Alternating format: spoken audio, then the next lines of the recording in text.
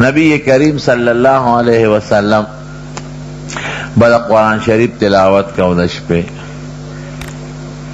کافرانو بہت غوږی خود درې کافرانو په مکه شریفه کې د یو نوم ابو جهل نالوی شیطانو پکې د دویم نوم اخنس ابن شریق او دریم ابو سفیانو دا بیا رست مسلمان شوی دی هغه وخت کې د کافرانو د یو ګوند او د یو قوم او د ډلې سردار دوی راغلل او د حضور پاک د تلاوت ته غوږ کېښود یو ګوټ ته ودرېد او بل ګوټ ته او بل ګوټ ته او پیغمبر علیہ السلام ته نه دی خبره لګیا یې د قرآن شریف تلاوت کوي د شپې لګیا دی دومره ښکلې تلاوت به کو او دامره به اوږد ولاړو عائشہ بی بی فرمائی حتی تورمت قدماه اذا خپې مبارکی به وپړسېدې تلاوت کوي دی ورته غوږ ایښی دی خو دا درې واړه د یو بل نه نه دي خبر پټ راغلی دي چې د سحر رڼا ولګېده درې واړه روان شو نو په لاره یو بل سره میلاو شو یو بل ته ویې لکه تا څه کول او یو بل نه پټو بل وایي تا څه کول بل ورته وایي ښه نو تا څه کول درې واړه پوه شو په یو بل د ابوجهل ورته وایي دا هلکه بس یو بل نه ملامته کوو مونږ ټول راغلي یو د دې هلک دا کتاب مو اورېده دا قرآن ګورې بیا به نه راځو ښه وعده وکړې چې بیا به نه راځو هسې نه چې د مکې دا خلک زمونږ نه خبر شي بیا به وایي مونږ ته منې کوې او په خپله د شپې راځې شپه ورته روڼوې دا ټول به مسلمانان شي وعده وکړې وایي وعده ده نه به راځو ورځ تېره شوه چې ماسخوتن شو د هر یو په زړه خارښ لګېدلی او هر یو وایي دې درې واړو کې وایي د ملګرو مې قسم کړی نه راځي راشه زه به لاړ شم راغلی دی ځای بدل کړی یو ګوټ کې پټ ولاړ دی بل هم غلی راغلی دی هغه وایي چې د نورو قسم کړی نه راځي زه به لاړ شم بل هم وایي چې د نور دو به نه راځي قسم یې کړی دی زه به لاړ شم د حضور پاک د ښکلي اواز هغه خارښ یې په زړه کې لګېدلی قسم دی چې قرآن شریف د الله کلام دی او د دواړو جهانو د مبارک سردار د خولې تلاوت به چې څونه خوند به یې کو بیا ولاړ دي دی نه بدل دی ټوله شپې د حضور پاک قرآن واورېد سحر وختي چې روان شو بیا یو بل سره میلو شو یو به ته وایي هلکه تاسو قسم نو کړی چې نه به راځو نو یې تا نو قوړ خوړی ته ولې رانې بل وایي تا هم قسم کړی د ابوجهل شیطان ورته بیا وایي وی بس خمونگ بغبس ٹک تا وی خوانده راک چی رشتیا وایو لکی کرخی را لجوڑ اکنے وی خوگوری بیا با نرازو اسینا دا مکی دا خلق منگ نخبر شی وی بچه خدش پاوتا تاسو رونوی او منگ توائی دا کاہن دے و جادوگر دے او دروغ وی او پخپل دا شپی رازے دا طول با مسلمانان شی بیا با نرازو وزبوت وعده بیا وعده چی بیا ماسخوتن شو دا هر یو پړه کې بیا خارق لګېدلی دی خدای کله به شپه راځي چې دا قرآن مونږ بیا وورو دا خوند شی دی که نه دا بچي دا خلک منې کوي چې بچې ګانې بجانې له مزه او پلانکي ځای کې واده دی مزه والا په دیوال دا ماشوم دا روانکارې ووړي او تماشې له لاړ شي شپه ورته ویړه کې او بیا د شپې راشي غلې غوندې بړستن ته ننوځي پلار مېړو خبر نه شي کوي دا ماشومان که نه کوي پلاریولی کی ورشا پیر اوڑا میلمانه دی دی جلال کی تماشا ہوئی نی پی پدے پادی شی اغی پسی روان شی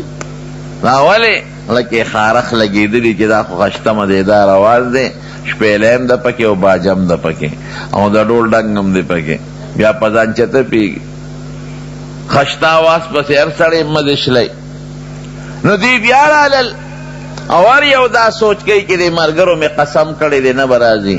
بیا یو زین بدل کر ټول شپه د حضور پاک تلاوت بیا وره سار چې روان شو بیا یو بل سره ملو شو بیا یو بل ملامت کوي الکه تا چې قسم کړو چې نه مراد نو تا نو کړې ته ولې راځي ابل وي ته ولې راځي وې دا بس تنم په بیت الله مضبوط قسمونه دي چې بیا به نه راځو چې سار شو د اخلص ابن شریق پکې سپینګیرم دی لاړ ابو جهل ته ور وډبا عمرو ابن هشام د دنو دعوت حضور پاک ابو جهل نوم خیره وی ته خو د جهالت خاوند دی وی دریش پیتان د لک دا خبر اوره دا قرآن چې وته وی او مونږه موره رشتیا وای دا کلام څنګه دی ابو جهل وته وی زما د پر خپل خدایانو قسم چې رښتونه کلام دا د بنده نه دی د بنده کې دی نشي او خدا سه سر کوي چې انسان په دې کې ورنه نه وځي مونږ باندې دا سه سر وکړي چې دریش په پټه دی او بل نه وته ودرېدو نو ایمان په ولې نه راوړو چیر کله الکم رښتونه دی او کتاب هم د خدای رښتونه دی نو ایمان په ولې نه راوړو وی چپ د مکه سردار زیب او پیغمبري دته ملاو شو پکاردار چې د پیغمبر شوی نو مال پیغمبري نه راکوي مشر زیب د دبه مونږ تابعداري کوو لاړ بیا ابو سفیان ته دروازه وواله هغه وخت کې لا کافر ابو سفیان تا خو دریش پیره دی لک دا خبرې اورېدې رښتیا وایه دا څنګه دي وی رښتونی کلام دی زما د زړه کې خو یې کرښې جوړې کړي زم چې بیا به ته کله واورم وی ملګري کېږوي نه چې ایمان پرې راوړو وی ښه یو یتیم د مور او پلار نه یتیم پیدا او یو غریب هغه به زمونږ مشري مونږ به د هغه تابعداري کوو هغه خو نه منم صرف عناد په مخ اخیستی و چې دی خو یو یتیم دی او پلار یې مخکې مړ دی او د مور نه ماشوم پاتې دی او مونږ د مکې سرداران یو مونږ به د ولې تابعداري کوو قسم دی قرآن شریف چې چا اورېدلی دی او د نکته چینه په غرض نه په شوق په خوان خدای پاک هغه ته ایمان ور نصیب کړی دومره خوان په قرآن شریف کې حضور پاک نه اوښکې بیایي بخاری شریف کې حدیث دی یو صحابي ته حضور پاک فرمایي وی فلان ملګري د قرآن شریف لږ تلاوت راته وکړه وی صاحب پکار دی چې تاسو تلاوت وکړئ او مونږ یې واورو اواز خو ستاسو ډېر ښکلی دی وی نه ما تا الله ویلی دی الله چې دې ابی ته ووایه چې د قرآن شریف تلاوت وکړي الله سم مانی وی خدای زما نوم اغشته دی وی او خدای ستا نوم اغشته دی د قرآن د مخه وی ما ورته تلاوت شروع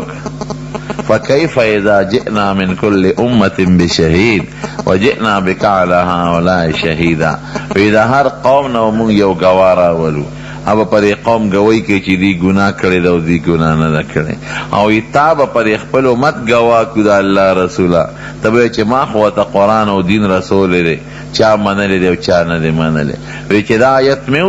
وی حضور پاک راته وی حسبک چپ شه بس وی چې ما قرآن بند کو او د نبی علیہ السلام د سترګو مبارکو ته مې کتل نو ان عینیه تذرفان وی د دې سترګو نه اوښکې بهېدلې قرآن شریف ډیر د تاثیر کلام دی دومره خوند او دومره اثر دی پکې چې غرونه او دریابونه ورته نشي ټینګېدی د حضور پاک غوندې شخصیت نه اوښکې بیایي او کافران راځي غوږ ورته ایږدي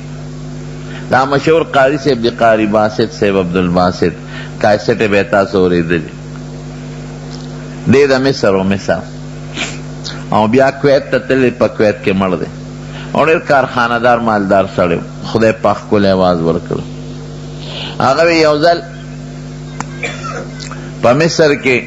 د روس بادشاه راغلی و د روس خروشیف د هغه بادشاه نوم او د مصر چې کوم بادشاه و د هغه نوم جمال عبدالناصر جمال ناصر نو د بهر نه چې اوس هم دا بادشاهان راشي نو خلک وله د دې خپل علاقې دا مشران راغواړي نو جمال ناصر د مصر خلق راغوښتي ډوډۍ پرته ده یو خوا خروشیف دی د روس هغه صدر او هغه سره خپل وفد دی او بل خوا مسلمانان دی جمال ناصر او ډوډۍ پرته ده خلق ناست دي وی دی جمال ناصر د روس دی صدر ته وی چې صاحب یو کلام درته واورم وی هغه وی چې واوروه وی مونږ دا خیالو چې دا بادشاهانو ته څه دا ډول او سرنو څه ګانه بجانه اورئ دا به اورئ وی چې واوروه وی ما ته جمال ناصر د مصر بادشاہ اشاره وکړه چې عبدالباسط د قرآن شریف تلاوت وکړه. وی زه خو تیار نوم تلاوت ته، ځکه چې روس بادشاہ دی، هغه په تلاوت څه کوي، خو خدای هم نه مني. وی ما ته تلاوت شروع کړه، وی ما تلاوت شروع کړه، وی ما له هغه خپل تلاوت دومره خوند راکړ، دومره خوند. وی ما وی چې عبدالباسط نور کله ستا قرآن ته هغه خلک ناست دي اوري چې هغه دا قرآن هم مني، چې په کوم پیغمبر نازل دی هغه هم مني، او چې کوم الله نازل کړی دی هغه هم مني. او نن ستا د قرآن شریف تلاوت ته هغه خلک ناست دی چې نه دا قرآن مني، نه پیغمبر علیه السلام مني، او نه خدای مني. روسیان خو خدای هم نه مني. ډېر خوند دی راکړي. وی دومره لذت او خوند یې مال راکړه چې جړا راله، او د هغه جړا د وجې نه مې اواز بند شو، نور تلاوت مې نه شو کولی. وی چې مخامخ مې وکتل، وی د روس هغه بادشاه هم جړل، او چې کوم وفد ورسره دی هغوی ټول په جړا دي جاړي. وی جمال ناصر ته وایي د روس باچا چې جمال ناصر دا دې راته څه قسم دې دی خو زما په دې رګونو کې په دا وینه او په دا زړه کې لارې پیدا کړې. دومره د خوند کلام نه ورسره ډول شته چې خوند پکې پیدا شي، نه شپېلی شته چې خوند پیدا شي، نه باجا بعضې وخت کلام سره دا شي استعمالیږي نو کلام کې خوند پیدا شي. دې خو څه بل شان اثر وکړو، زما په دې زړه کې خو یې لارې جوړې کړې، موږ له خو یې جړا راوسته. دا څه شی دی؟ وی دا زمونږ د خپل رب کلام دی، د الله خبرې دی، قرآن شریف د الله خبرې دی نو. او زمونږ پښتون پیغمبر محمد مصطفی صلی الله علیه وسلم نه نازل کړی زمونږ د هدایت لپاره. نو قرآن هغه کتاب دی چې د روسی کافر د سترګو نه مخکې بیه چې توجه ورته کې، دومره خوند او لذت دی پکې. حضرت ابوبکر صدیق رضی اللہ عنہ با قرآن شریف تلاوت پا مکہ شریفہ کے خلقو تنگ کر، نو چه کم مسلمانان پا مکہ کے تنگ شیو دی ہجرت و کا مدینہ شریفیت دا حبشیت آغا زمانو. ابوبکر امت خلقو تنگ کا، حالانکہ دا یو قوم لوی مشر دی روان شو. یو کافر دی زید ابن دسنا دی والا مخلا ورغی. ابو بکر سکے ویرا بس دا خلق میں نپری دی دا مکی دا خلق نظم چتا ہجرت کو آغا دا مٹونی و نگواری پام کوا تو خود سچی زمونگ دا وطن نا لار شے نا زمونگ پا مکا بیا سوک سو تو خود نیک سڑی خسڑی نبازی. وی قوم میں نپری دی، وی زما ز امن در کو لکہ دی قبائلو کی چی ملک چالا امن ور کی بیا وطا سو غگ نکنی زامن در کم رازا نبازے. زید ابن دسانہ کافرو دا قوم مشرو ابو بکر راوت او ټول ملکانان چې سمرو دا علاقه ابو جهل او عتبہ او امیہ او شیبہ دا کافران په دیو ګرځید. وی ابو بکر خو ډېر ښه سړی دی، زمونږ د کونډو رونډو خیال ساتي، یتیمانانو خدمت کوي، زمونږ غمخادي پې جوړه ده او نیک سړی دی. دی ولې بار ته ځي؟ دی به بار نه ځي، دی به دلته مونږ سره ی. هغې ورته وی چې دک یو چل دی که نه، دی بار د خپل هغه ځان له دروازې مخې ته یو جوماتګي جوړ کړی و حضرت ابوبکر، یو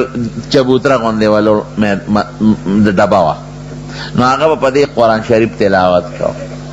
او جړل به. ابوبکر به قرآن سره جړل، نو دې قرآن شریف لولي د هغې تلاوت کوي او جاړي. زمونږ ښځې راشي ورته ولاړي او زمونږ بچی ورته ولاړي. مونږ یریږو هسې نه چې زمونږ دا ښځې او بچي مسلمانان نشي. دا شرط پیو لگاو چې دیر دا قرآن په خپل کور کې لولي بار به نه کوي، نو مونږ ورته غږ نه کوو. دا کافر راغی حضرت ابوبکر ته وی مهرباني وکړه ما امن درکړه، ته دا خپل منځ او دا قرآن شریف په کور کې در نه وایه، بار به نه وایه، ځکه دا زمونږ قوم یریږي. ته چې وایې ته جاړې او درته ښځې م ولاړي، ماشومان هم را جمع شي، اواز دې ښکلی دی، نو مونږ یریږو چې زمونږ دا ښځې او بچي چې ستا په مذهب نشي، مسلمانان نشي. یا روستیم امن دی را کړی دی، دا شرط خو ګران دی، خو زه ټیک ته نو بمنو. چې سموده تیره شو، حضرت ابوبکر به کور و منځ کو، تلاوت به کور کو، بار راووته. بیا په هغه خپله ډیپا چبوتره تلاوت شروع کو، منځ به لګیو، په مانځه کې به قرآن لسته او جړل به. بیا د مکې خلک رالل، ماشومان به ورته ولاړو، ښځې ده ته به یې کتل او قرآن ته به یې غوږ ایښودو، لویه ډله به ورته ناسته وه. کافر رالل، د چاچی امان ورکړی و د زید ابن دسینا، ده ته وایي چې سړي د شرط خلاف ورزي کړی، هغه خو بیا هغه قرآن بار شروع کړ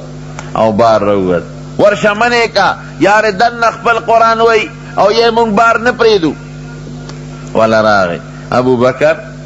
تا خو ته خو ګوره ما امن در کړی او پتا مې دا شرط لګولی و چې ته به دا قرآن شریف دننه وی، دا مونځ دې دننه کوه، بار به نه کې. دا زمونږ قوم یریږي چې زمونږ ښځې او بچي مسلمانان بشي چې د قرآن اوري، نو ته مهرباني وکړه د شرط پابندي وکړه، او کنی مال خپله من واپس راکړه. قوم دې بار نه پرېږدي د دې دون کاچه باندې په دې ډپه جنگ د سره کوي، نو چې زما په امن کې نو دا زما بېعزتي ده، ماله بیا خپل امن واپس راکړه، ته پیشه او کار دې پیشه او یا دننه دې خپل قرآن لوله. حضرت ابوبکر صدیق ورته څه وایي؟ وایي تا ته ما خپل امان واپس که، زه نشم صبرېدی هم د دې دروازې مخکې به دا قرآن لولم، دلته به یې لولم، په دې ډیپه به دا قرآن لولم، او که ته وایې امان، تا ته مې خپل امان واپس که، ماله د الله او د رسول امان کافي دی. د دروازې مخکې به لګیاو او قرآن به یې لوستو، ښځې به متجمع او ماشومان به متجمع. زما د قسم ډېر زیات صحابه صرف د قرآن شریف په تلاوت مسلمانان شوي. یو ځل د حضور پاک خلاف میټینګ د دنیا کافر راغونډ شوي، ده سره څوک و؟ دا خو یو مسلمانېږي. حضرت عمر دغه وخت کې لا مسلمان شوي، لومبی زمانه هغه توره راوویسته، وی تاسو له علاج نه درځي، ما ته اجازت وکړې اوس ځم او سر ته پرې کوم او درته یې راوړم چې قصه خلاصه شي. قوم ورته وی ورشه که نه رئ چا تکړه شه، وی دغه دې لاړم کښېنئ. دی را روان شو، په لاره ولې یو مسلمان په مخه ورغی، خو هغه ځان پټ ساته، اسلام به خلکو پټ ساته. عمر څه کې یره دی محمد صلی الله علیه وسلم، حضور پاک نوم یې واخیست، ټول نوی دین شروع کړی دی، ټول خلک ته په مصیبت کې دی، او پلار او زوی، پلار یو دین کې او زوی په بل دین، او پرېږدم یې نه ورځم دا سر ته وا. عمر نشي کولی، هغه لوی قوم د سوچ په دې خبره وکړه، بدل نه والي، هغه ته نږدې کېدی هم نشي، دا څه کې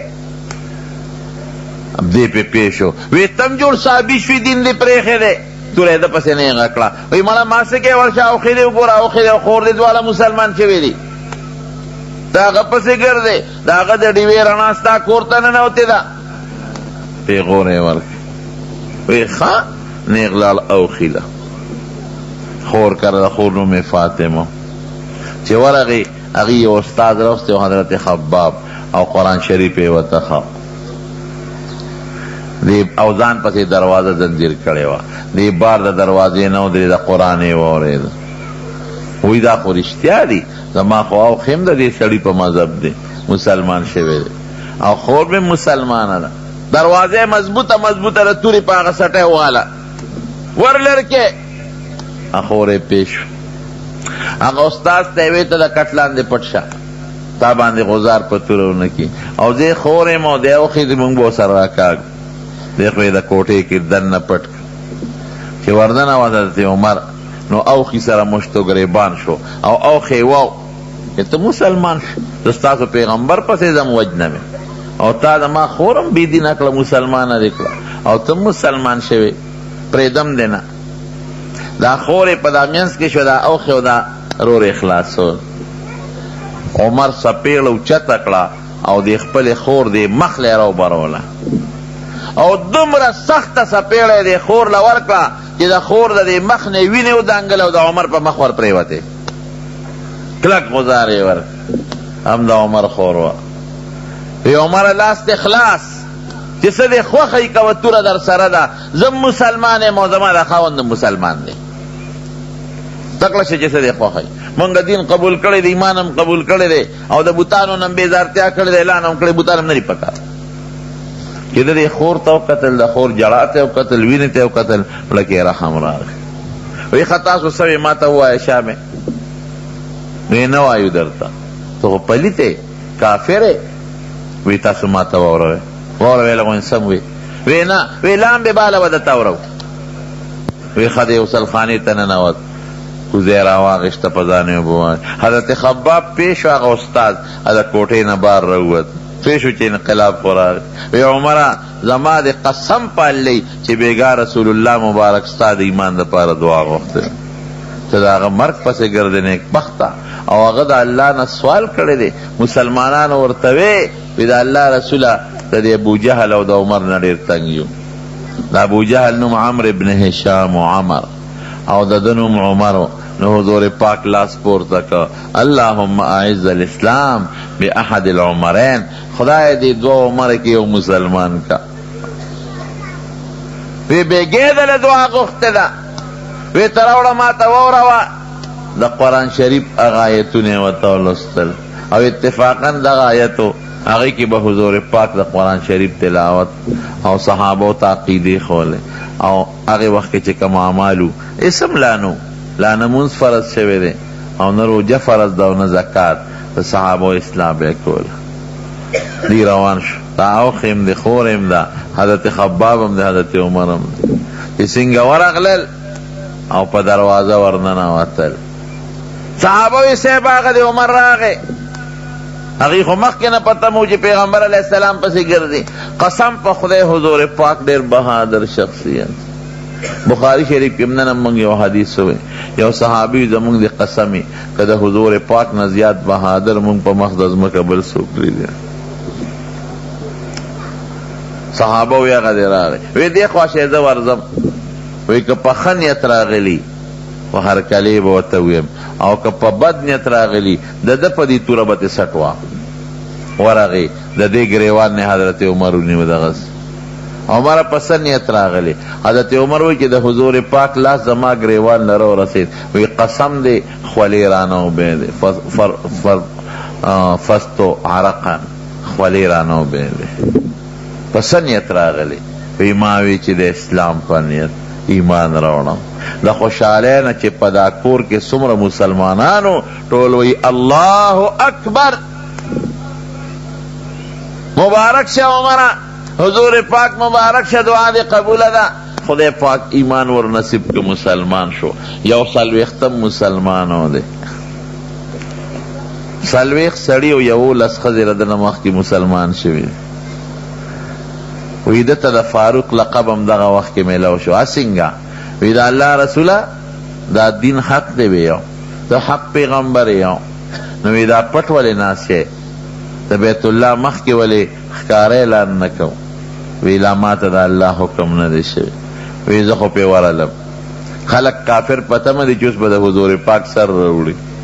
او د بیت الله په مخ کې اعلان وکړه ای خلکه وی که څوک مې پیژنې خو ډېره ښه ده او که څوک مې نه پیژنې زه د خطاب زویم عمر ما ایمان راوړه ځم دا پیغمبر ملګری شم او که د چا لاس کې زوري نو را میدان ته دي شي په ګرم ځای څوک خپنیک دي ښه عمر له څوک مخې له ورتلی شي د دې وجې نه وی ده ته بیا نبي علیه السلام د فاروق لقب ورکړ او یا یو واقعه مدینه شریفه کې پیښه دی او منافق یې وجلی څوک وی د هغې د وجې ورته فاروق لقب میلاو شو دا د قرآن شریف اثر دی ټوله شپه به قرآن لسته حضرت ابوبکر او عمر یو ځل حضور پاک سار دواړو ته وی حضرت عمر ته وی او حضرت ابوبکر ته ابوبکره بېګا زه تېرېدم او تا د قرآن شریف تلاوت کو بند که دا شی دی مړه بند که د قرآن شریف تلاوت ته کو ابوبکر ډېر غلی لګیا وی حضرت ابوبکر ورته څه وی قد اسمعت من ناجي چا سره چې ما رازداري کول هغه ته مې صاحب اورول زما الله زما پټه موري عمر ته وی عمره ډېر په تیز اواز لګیا وی او ورته څه وی وی صاحب اوقظ الوسنه اوده مې راویښول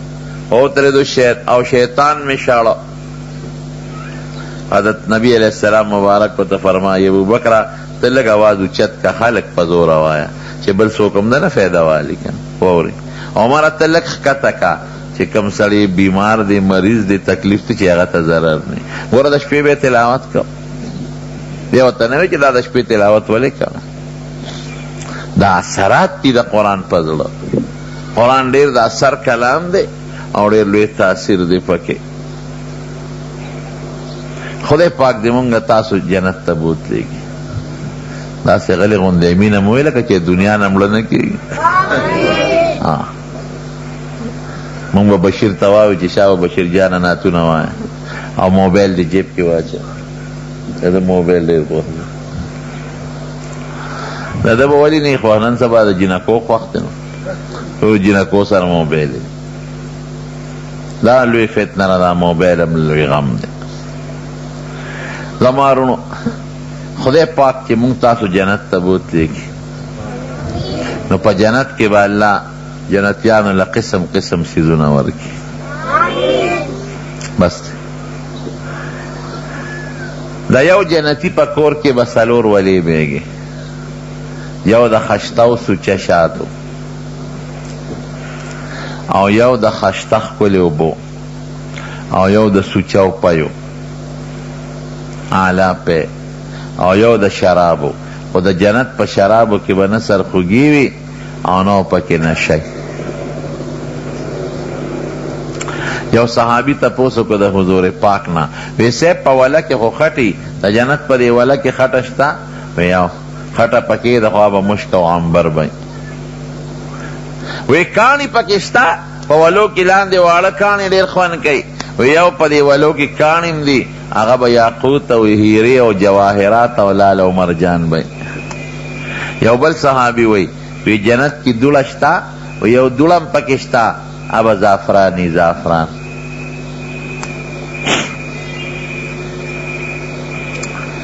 او هر جنتی لبه خدای پاک کم از کم دو یا بیبیانې ورکړي دی کم از کم اندازه ده دې نه زیات هم کیدی چې کم از کم دوه وي او هغه به بیبیانې څونه خشتی حضور پاک فرمایي چې وبس کې نو هغه اوبه به د مرۍ نه بار ښکاري او په دې لاس او په دې خپو کې چې کم دننه مغز د نلې دا به بار ښکاري او مثال یې ورکوي وی لکه خشته ملغلرې ورته پکې تار واچی نو وی د ملغلرې کې هغه تار د دننه نه ښکاري که نه ښکاري د بار نه وی دقسې به دا مغز د بار نه ښکاري او کومه لوپټه چې په سري هغه چې سر یې پې تړلي رومال سر پیچک د هغې قیمت به د دنیا او مافیها نه زیاتي او کومه خوشبویي چې پورې کوي که د دې نوک عمره پوټې غوندې دنیا ته راله نو څوک به د خوشبویۍ د لاسه په دنیا کې ژوند تېر نه کړي نه پکې ستړیوالی شته په جنت کې او نه پکې خوب شته او نه پکې لږ او تنده شته ښه نو خلک به د اوبه بیا سلس کي دا به د خوند دپاره دا شربتونه وبس کي تږي به ني ډوډۍ به خلک خوري خو د خوند دپاره د لوږې د وجې نه میوې به اویزان دی به وجنه الجنتین دان چې لکې دې تیر شي میوه به څانګه راښکته شي ته به ترې میوه وشو کې هلته به فورا بله زرغونه شي اینځلو ته ضرورت نشته جراثیم هم پکې نشته اوس خاوال هم پکې نشته او نه پکې ګرد و غبار شته چې دا میوه به دې څښئ جامې به د ریخم ورچا اغوستې نری ریخم او غټ ریخم او نرم پاسته قسم قسم جامې درزیان پکې شته که نشته نه درزیان پکې نشته د انارو د بوټي په شان بوټي به هغه ته یو بوټي انار به روشو کوي په میانځ به یې مات کي د ریخمو جوړه به ترې راوځي او د هر چا په وجود به فټي خشته جامې هرونو یو صحابي تپوس وکړه د حضور پاک نه وی صاحب اسونه پکې شته په جنت کې وی خدای دې ولا بوزه وی د سور یاقوت اسپه دله خدای درکړي وی خپه به پې واڼی او وزرې به چې کم دی ته پې ته ځان رسول غواړی هلته به دې رسئ ولکم فیها ما تشتهی انفسکم ولکم فیها ما تدعون الله وی چې په زړه کې دې څه تېرېږي هغه درته جنت کې میلاویږي او چې څه غواړی هغه میلاویږي نو یا لکه نسوار پکې شته که نه ولې نسواري به وایي چې زما د سر نشه پکې نه زه په جنت څه کوم او چې څه غواړی پکې شته نو پکی دا نسوار با سگرٹ چیلم بای که بنی ندا با پکی نی راولی دا سیس خاصی دونو تا با دی زلکی شوق نرازی چی وی غوالی خدای بدر کئی خدای تا با شوق نرازی نه سیگرٹ تا و نه چیلم تا و نه نسوارو تا دیتا با دی شوق و اشتها نرازی نه پاکستلشتا و نه بیماریشتا پا جنت که او نه دا جون ختمیدلشتا و نه جگلشتا و نه بوداوالشتا رونو دا جنتیان با خدای پاکی و میدان کی را جمع کی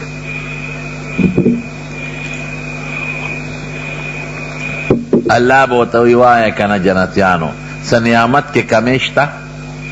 سوک با دا نور پا کرسو ناستی او سوک دا زمروت و دا یاقوت پا کرسو بناستی او دا برنو پی اللہ دا خوشبویوں بارانو کی بلشان خوشبوئی بل وائے سا کمی محسوس ہوئے نا اللہ اغ نعمت شتا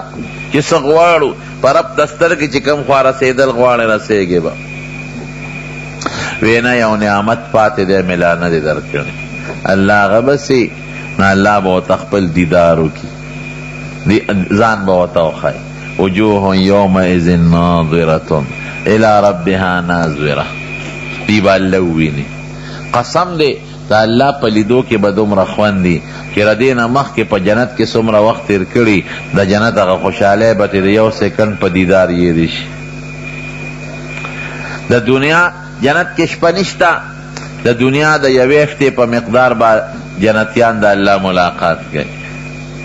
خدای دی دا مونگ نصیب کی بیا بے سمودہ پس را جمع کی وائے جنتیانو سنعمت کمی محسوسوے نا اللہ چی سغوارو ملاوے گی ارس وینا یو نعمت ملانا دی در کڑے اللہ غبسی وی خچپ شے نو اللہ بوتا پخپل شان لائقہ دا قرآن شریف تلاوت شروع کی گور یوازی زمانگا امت تا نا چی چالا نازل دیں دا آدم علیہ السلام نا تر عیسیٰ علیہ السلام پور جسمر جنتیان دی قرآن خمونگ دا پارا ہدایت تیغی دا پارا خونو پٹولو با اللہ قرآن شریف پلولی اللہ بے وی او جنتیان بے اوری نو کاسر پکی نوے خوان پکی نوے نو بیا با اللہ دا یو نعمت پا شکل پا جنتیانو دا قرآن شریف تلاوت نکاو لنبے چی قرآن شریف نازلے دا نو حضور پاک با موسر شنڈ مبارک لقولی چران ایر نشی اللہ فرمائی لا تحرک به لسانک لتعجل به تلوار مکہ و جبہ مبارک زر زر مخوضا وگورتا کیر ان علینا جمع و قرآن فیضا قرآنا وفتب قرآن ثم ان علینا بیانا دا قرآن ستا پسینہ کی محفوظ کولم زمن کار دے او ستا پا جب مبارک امت تا لستلم زمن کار دے او امت تا دے پمانا پویولم زمن کار دے بیا با حضور پاک مبارک سرخ کتا کرنو چی تلاوت با جبریل علیہ السلام کو نو چی سنگ باغلوستے حضور پاک تا بفوراً بیا یادو قسم دے چی دا قرآن شریف نا خوک کلام بل پا مقدس مکہ نشتا کنشتا وائے راتا نشتا یو نات چی یو نات خوان دریز علوی بیا سڑیوی مڑا دا خیبر اردم ویلن او چی تلاوت دا قرآن شریف دا سورت رحمان یو قاری سے پخشتا آواز زر کرتم کئی نو سوک بین تنگی گی قرنو اس بتوے چی یرا مونگ پو چی دا سار مانزکی دا خلق ولاری او مولا سیب لگم رکاتو گد کی نو سوک پا یوخ پودری گی او سوک پا بلا یرا جی استاد جیو د شوی پکې څه چرته پکې تلوي تبه دې خوارو اثرونه که په مونږ باندې مونږ له خوارو خوان رانه رونو دیو مثال درکوم چې دا کم سړی تبای او بیماری نو کدلا ډاکټر وته وی دلا خوراک ورکه نو کدلا خوک خوراکم ورکه نو په د تاریخ لګي دا څه ده کنه پیرنی دا خو لکه خواګر یارن لته مې نه کیږي وجود کے سپران حلکہ دا خوک شیرے دا اخرى یرت ارشیر آبادی تریخ لگی نو دا پیرنی خو خواگا دا پدولی ترخ لگی لکہ دی وطنا جوڑا دی دا سیدہ کنا نو قرآن خوک کتاب دے سر پکشتا خو منگ روحانی نا جوڑا یو منگ تک نیو کہ منگ روحانی جوڑ شو او نا جوڑ نا روحانی مرضم ختم شو نو قسم دی چی قرآن شریف کے دیر لو ایسر دا حضور پاک پا زمانہ کی یو لک سلیریش ذرا کسان خدای دا قرآن دا برکت دا مسلمانان کرن نا دا قرآن اثر شو کن حضرت عثمان رضی اللہ عنہ پا کور کے قید شوی خلیفه و باغیان ته تو شو باغیان ته تو دی او دی په کور کې غریب ناست دی د قرآن شریف تلاوت کوي قرآن شریف باندې پروت دی عبدالله ابن سلام راغی ورته وی ته د مسلمانانو بادشاه او تا سره دا ظلم دی باغیان ته شو توره وسره وی زه د حفاظت کوم وی عبدالله ابن سلامه وی زه بار خلق مانه وشړه دلته ما سره مو درېږه ما د تلاوت نه مو باسه دی راغی قوم ته وی باغیانو ته وی خلقه ما پیژنې وی په جاهلیت کې زما نوم حسین و سواد سره حسین وی ما له پیغمبر علیه السلام نوم بدل که عبدالله را لکېښه یوه شوه وی دویم څه دی وی زما په حق کې خدای پاک قرآن شریف نازل کړی دا ډیر آیاتونه زما په حق کې نازل دي ومن عنده علم الكتاب دا یو آیات دی ما نه سره هیر شو دا را د په حق کې نازل او ما سره پیغمبر علیه السلام ډیر محبت او ډیره مینه کړې ده وی دا سړی دا عثمان وی دا د پیغمبر علیه السلام خلیفه دی او دا هغه د دوو لونو خاوند زوم خدای ته وګوره ما د خپل ښکلي پیغمبر نه یو حدیث اورېدلی دی هغه دا چې وی تاسو ای د مدینې خلکه تاسو سره فرشتې ګاونډ کې ګرځي او سم شی دا سړی مه وجنې د مسلمان مینه مه تویوې یعنی بیا به دا فرشتې در نه لاړې شي د خدای غضب به راشي او ما د خپل پیغمبر نه اورېدلی دي چې د الله توره ستاسو نه په تیکې کې بنده ده او که تاسو دا توره یو ځل د تیکې نه راوویسته نو تر قیامته پورې به ګورې بنده نشي الله الله فی هذا الرجل د خدای نه ویریږئ دې سړي ته ضرر مه رسوئ هغوی څه وی هغوی اخوا کې وي دا عثمان هم مړ کې او دا یهودي هم مړ کې عبدالله ابن سلام یاد حضرت عثمان سر روچت وی زما یو خبره وره وی خلکا وی تاسو ته خو پته ده چې دا جمعات مسجد نبوي دا مدینه ته چې حضور پاک راغی نو بت راخې وی خوږې وبنوي وی یو بالکل وی ما د یو یهودي نه کوي واغشته په خپل ذاتی پیسو او مسلمانانو ته مې وقف کو او حضور پاک فرمایلیو چې چا دا کوي واغشتله به الله جنت کې اوبه ورکي ویلیو که نه وي او وی کوي چا واغشوې تا وی مسلمان ته مې وقف کو ماله به الله جنت کې کوي راکوي وی بالکل دا منو وی ظالمانو نم دا خپل کې اوبه په ما باندې کړي دي ترخې وبس کا خو حضور پاک کو فرمایل چې د جمعات له به ځمکه څوک والی که چا واغشتا نو جنت کې به الله د دې بدل کې ځمکه ورکوي وی ما په ذاتي پیسو هغه ځمکه اغشتې ده وی نن مې هغه جومات کې مونځ ته نه پرېږدی وی دا دې منو وی ښه حضور پاک د تبوک د جهاد دپاره چنده غونډوله وی څوک به چنده ورکي وی رالم د نیم لښکر انتظام ما وکړه وی حضور پاک کو فرمایل چې نن نه پس عثمان هر څه عمل کوي د دې به خدای جنت ته بوځي مالا د حضور پاک یو لور په نکاح کې وه بیا هغه چې وفات شوه بله یې راکړه چې هغه وفات شوه وی که درېیمه لور وی ابه مې مسوان له ورکړې وه وی خلکو تاسو ته نه معلوم چې زه حضور پاک او عمر او ابوبکر رضی الله عنهما د احد په غر ولاړو په دې غر زلزله راغله وی حضور پاک وله خپه مبارکه راوبروله اسکن احد غلی شه احده تا ته پته نه لګي په تا څوک ولاړ دی یو در باندې پیغمبر ولاړ دی یو در باندې صدیق ولاړ دی ابوبکر او دو در باندې شهدا ولاړ دی شهیدان یو عمر او یو عثمان زه یاد کړی قسم دې ډېره مینه یې وه د حضرت عثمان سره یو ځل حضور پاک مبارک ملاستو ډډه یې دقسې والی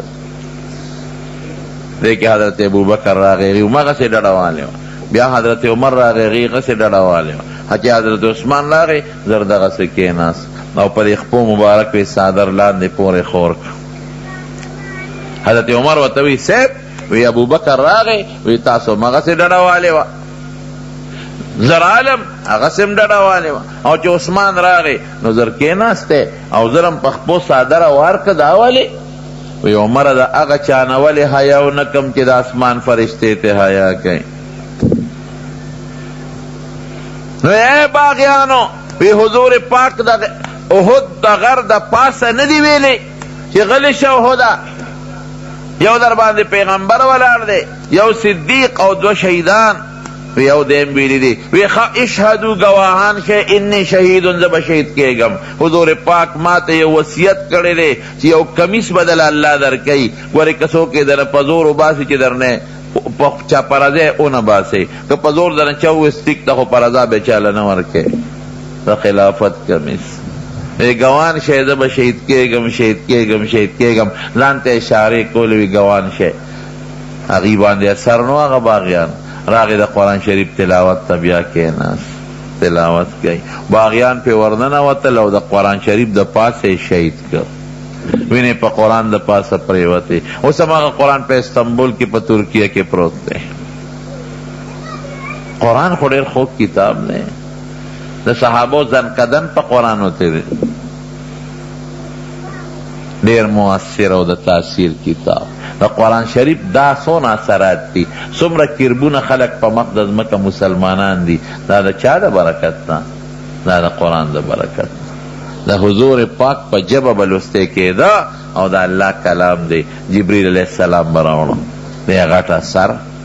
په ښځو یې اثر وکړه، پردې یې شروع کړې، خلکو بلونه جمدې خښولې. قرآن وایي لا تقتلوا اولادکم خشیة املاق نحن نرزقهم وإياكم ان قتلهم كان خطئا كبيرا. لونه به نه وجنې، دا فورا اثر چې قرآن آیت به نازلېده په صحابو به اثراتو، په ماشومانو به اثرو، په مشرانو به اثرو. د قرآن عجیبه تاثیر. نو قرآن تلاوت به کوئ، خامخا کوئ. او دا مولانا پر سبحان تاسو خوش قسمت یاست، عالم خدای درکړی. بچو تم دل قرآن خیو جنکو تم جنکو بانیم قرآن زکی چې دا جنکه دی زر اثر گوری قبلی تلاوت بکی ستا بچی الکان دا لون دیو زامن تبکا قبر کے پروتے قسم دی ثواب بیدر رسی دا مرگ نسو خلاسی دا دی بچی دا قرآن دا تلاوت دا بتالا قبر لفیده در رسی دیر لوی اثر دی. حضور پاک یو ځل صحابه کرام په لار روانو، یو ځای کې خیمه خښه کړه، د ځمکې نه د تبارک الذي اواز اورېده. هغې ته پته نه وه چې دلته قبر دی، ځای وار شوی. حضور پاک ته الوی وی صاحب یو ځای کې خیمه خښه کړې وه، د ځمکې د لاندې نه هم د تبارک الذي اواز اورېده. وی هي المانعة هي المنجیه، دا لاندې قبر د مسلمانو تبارک الذي ویلې ده په ژوند کې. اوس هغه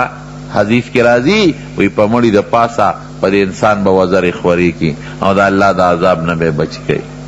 نو قبر کم فائدہ در کی دی، د قبر اثر دی. کم کور کې چې قرآن لستلی شي اثر به سی، هغه کور به د خدای قهر او غضب نه راځي. آیت الکرسی او آیت ته چې دا څوک ماسخوتن اولولی اثر یې څه دی، دې کور ته به شیطان نه داخلېږي. بعضې بیماری د شیطان د دې ټونګې د وجې نه پیدا کېږي، هغې نه به د خدای ساتي. دا یو صورت خپل خپل تاثیرات دي. حضرت آخري بس یو ټکې ویم ختموم. بعضې تاسو بوډاګان ملګري دوستان به وایي چې مونږ خو په ناظره قرآن نه دی ویل، مونږ خو تلاوت نه شو کولی، نو سوره اخلاص تللی، قل هو الله احد، دا خو ټولو له ورځي که نه. د دې تاثیر څه دی؟ د دې اثرات دا دي رونو چې یو خو به د سره الله مینه کوي. یو صحابي به په مانځه کې دا صورت وی، قبل به لسته دا به ورسره ملګري کو. مقتدیانو په اعتراض وکړه، و یا دا وایا او یا بل وایا، ته هر صورت سره دا ملګري کې. قل هو صورت هغه وی کم خوښه امامتي به ورته کوم، کم نه خوښه نو نه کوم، ځان له بل امام ونیسئ، زه به دا خامخا ویم.